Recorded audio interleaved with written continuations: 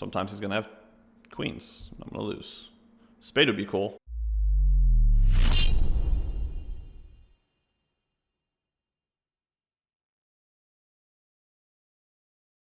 So I open button flats, trying to figure it out. I'm just gonna give up. Like, this doesn't seem like... There's not a lot of interaction with my range.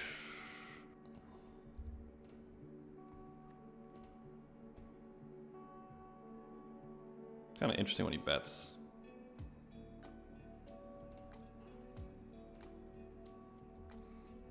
I want to say something. All right.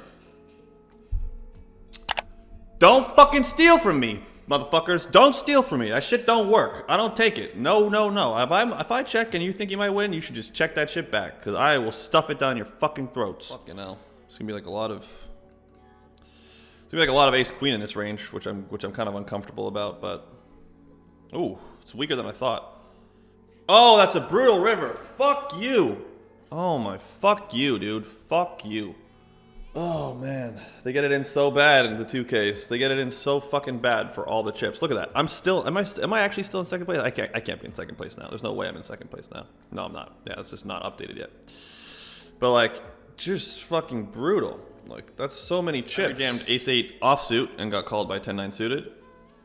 And held in amazing fashion. That's always a fun one when you like lose and you're like, I'll be honest. I was about to be like, fucking again. That's a good one to win when you feel like, get all disappointed. Like, oh my fuck, yes! That's the good one. That's the good one. I was about to be like, oh, fuck. It was a 500, so I was like, you know, it's all right. All right, so I flatted tens, and you know, I could definitely 3-bet this hand. And then we check down to the river, and I mean, if he's like balanced, you know, this is like not the hardest range in the world to protect. I mean, you just have to have Jack X and stuff, but I think I should still probably be value betting this hand. So here we go. Just call with 6-7 suited, man. Nope, he folded. I mean, it's 23 bigs.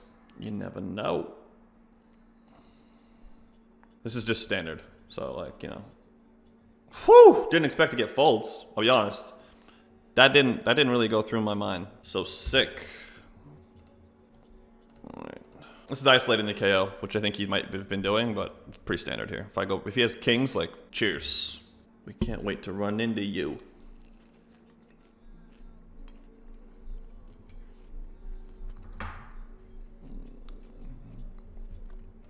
Good river. Well, it's definitely happening, and you know, you just deal with it. You move on. If you don't like it, quit.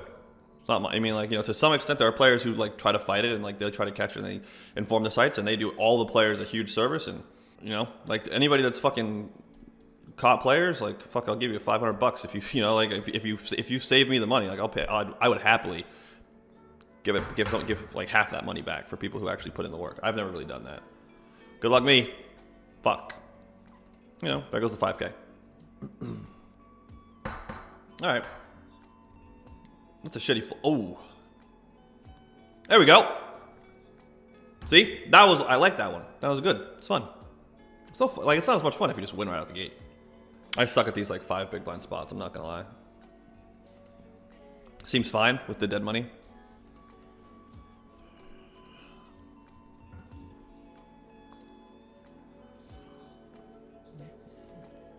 I ain't re-entering it. Don't feel like it. It's getting short too, because I waited so long to run it the first time. I mean, MD2s are pretty safe though regarding cheating, I believe. I mean, like, I don't know. I doubt it. You can still win, right? Like, you can still win. Like, just because, like, I mean, you can imagine there's thousands of people who play tournaments, right? If like one fucking dickhead's cheating, like it sucks. You wish he wasn't, but you know, does he like torch it and make it completely uneconomic? I should probably check this hand. This is probably a mistake. I mean, it's a marginal mistake, but it's probably still a mistake. This is a flop where like I definitely want to have like a 20%, maybe something like that checking range. Having 2 pieces of chocolate on stream, this is fucking delicious. And like this hand's like a very high probability that it's not supposed to be bad. This hand has bad blockers, and people are going to overweigh them in this situation. Problem is, I wouldn't check good hands on the turn, so. So I open 9-8 suited in the 2K, small blind 3-bets. I can't really fold 9-8 suited to a 3-bet, so I called. Can't really 4-bet this hand either. This could definitely be the end of the tournament though. Certainly possible.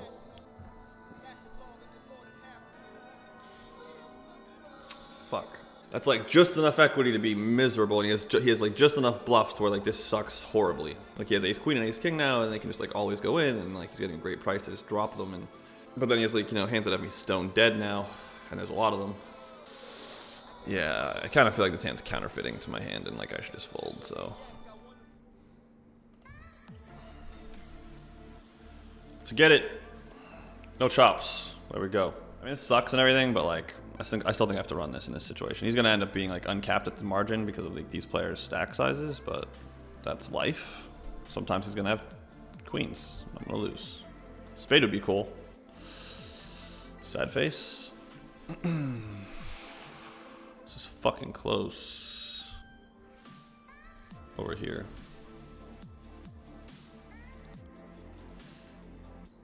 Kind of felt like these types of hands are like definitely a big part of the 3-bet range, so kind of feels like I'm gonna have more than enough equity to call, with the price being the overlay from the KOs, not being the direct price. I'm not like turning up to lose $15,000 or anything, but you know, as far as bad outcomes go, at the stakes that I play, that's not a break-even day. A break-even day is like minus 5,000. If I lose $5,000, it's a break-even day. If you can't handle that, fucking go do something else. But like play different stakes. But like minus 15 is not that bad of a day. It's you know, it's a comfortable bad day. It pisses me off a little bit, to be honest, when I lose what's the number? When I lose like over 25,000, it starts to bother me. Just like a little bit, but it starts to bother me. Like I'll be, you know, I'll like finish the session, I'm like, fuck, I lost a lot of money today. But anything under 25, and it's kind of like cost of doing business. Kind of a tempting spot to like be like, can I jam? And it's like, you have a lot of showdown value. I mean, like, do you really think he's gonna fold a 5? Because he's not gonna fold many hands better than 5.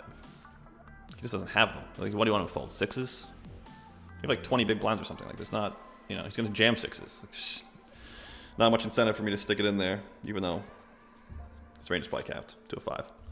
I mean, like, I'm pretty sure calling here is like fairly standard, but I feel like these c-bet ranges are just like so much wider than they're supposed to be. See? People just want to, fuck, my kid's going to sleep. People always want to fucking bet all the time. Like, relax, dude. You can't win all the fucking hands, man. And betting's not going to, like, you're not, like, betting's not going to help you win the hands. Like, you're not going to win them against me because you press the fucking bet button. You can't just be like, I want it, so I'm going to bet. Like, congratulations. I don't give a fuck if you want it. You're not going to have it. Like, you can't just always win. I'll get, basically, checking's not so bad.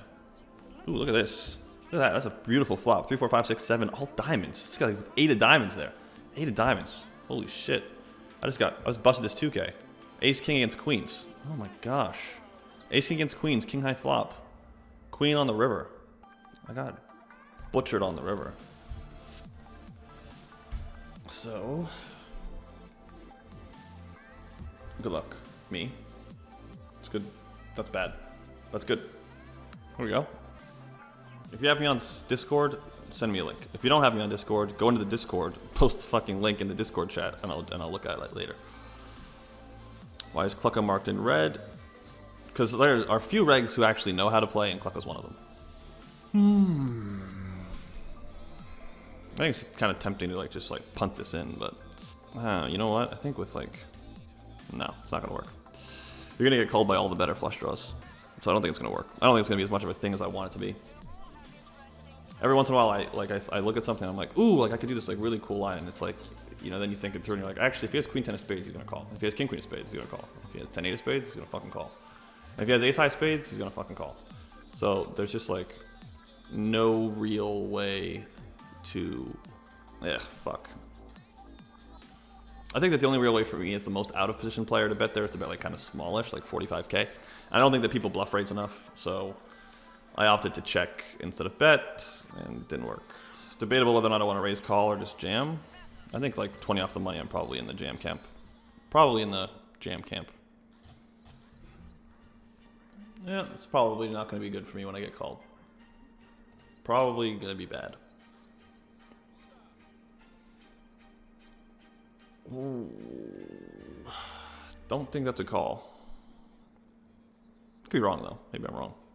Any advice on trying to take my poker game to the next level? I've been playing for about 3 to 4 months. Any cost-effective training programs you recommend? I mean, I just did a video on BBZCoaching.com that's like more or less designed for people who are in your situation.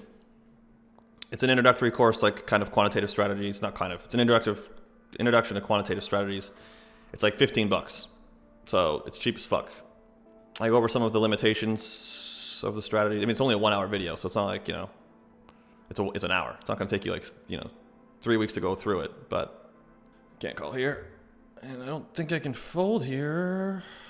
No, I can't. Gotta get there. Gotta get there. Take a heart. Fuck.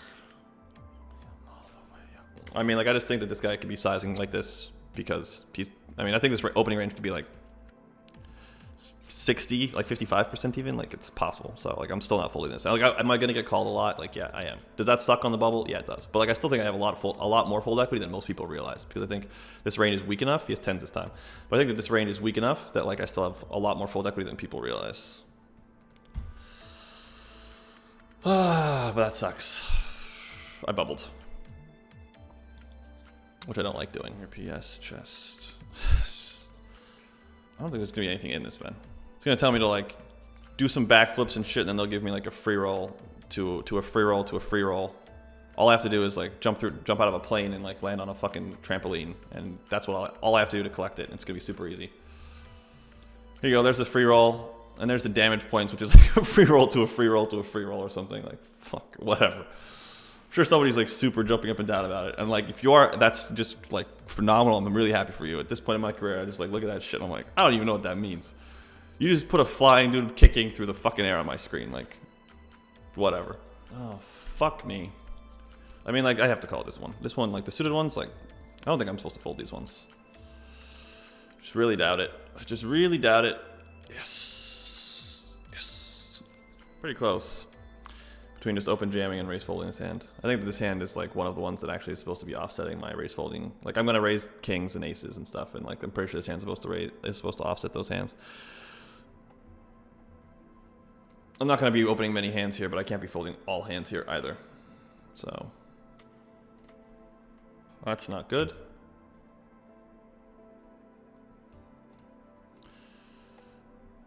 Wow, that's so sick. How did you get it in with fives?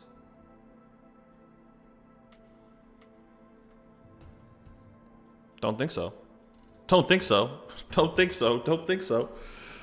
How did you just let Cluck a cash? Like, how did you just... I mean, like, obviously Cluck ended up calling it off anyways, but like... Seems kind of crazy to me.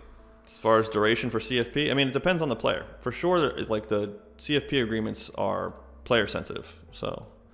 We'll do shorter term CFPs for like really high level players, which has happened. I mean, I've coached very, very high level players on a CFP basis. And when I've done that, they get more attractive terms, obviously, than players who are less developed, who have less attractive resumes, which I think is kind of obvious that that's how it's going to be done, but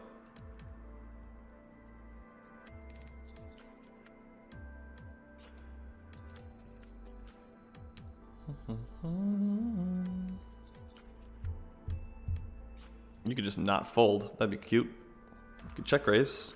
Wouldn't mind that.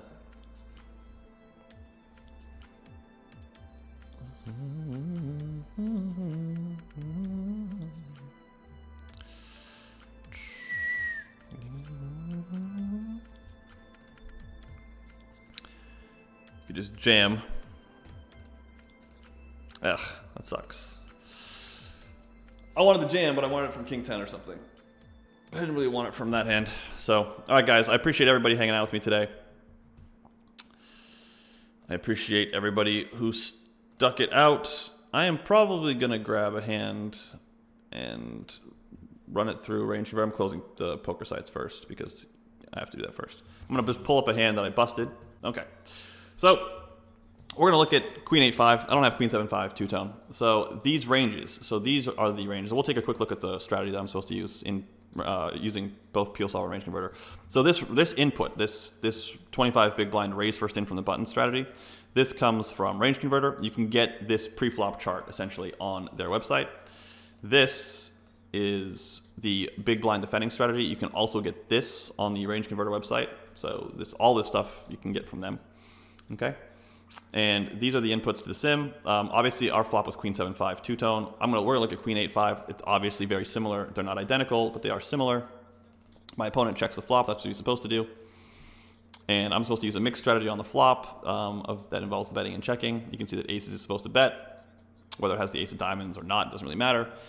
Aces is supposed to bet, but you can see there's a lot of checking that it's recommending. It's recommending a somewhat complicated mixing strategy. I did bet. You can see that it's oftentimes betting small, but it's also oftentimes betting about 60%. Aces is betting a number of different sizings. Betting small was fine, but I certainly could have bet bigger.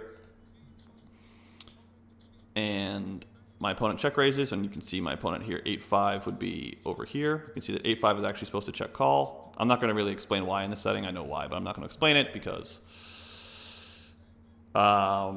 this isn't a coaching session, not like that. And so my opponent check raises, and when I have aces with the ace of diamonds, I'm supposed to call. You can see aces, no diamond, can shove the flop. And I did call. Turn is just like an offsuit jack, basically. So we can just look like the jack of clubs or something. Even though this fills 10-9, so it's a little bit of a different card. This is where it gets a little bit dicey. But, whatever. And my opponent ends up shoving the turn for slightly over pot. So this answer. And you can see 8-5 here. 8-5 is, he doesn't hate betting, but it doesn't ever shove. So it's not really a bet size that the PL solver really approves of for my opponent. And my opponent jams, and when I have aces, I just call and go broke. That's fine. So hopefully that was interesting. You guys, like I said, you guys can get this stuff from Range Converter. I appreciate everybody who hung out with me today. I am going to be streaming tomorrow, short of like something going wrong. And yeah, so like I said, go to bbzstaking.com, go to YouTube, follow me on Twitch, like the channels, support us wherever you can, however you can. I appreciate you guys, and I will see you again tomorrow. Bye-bye.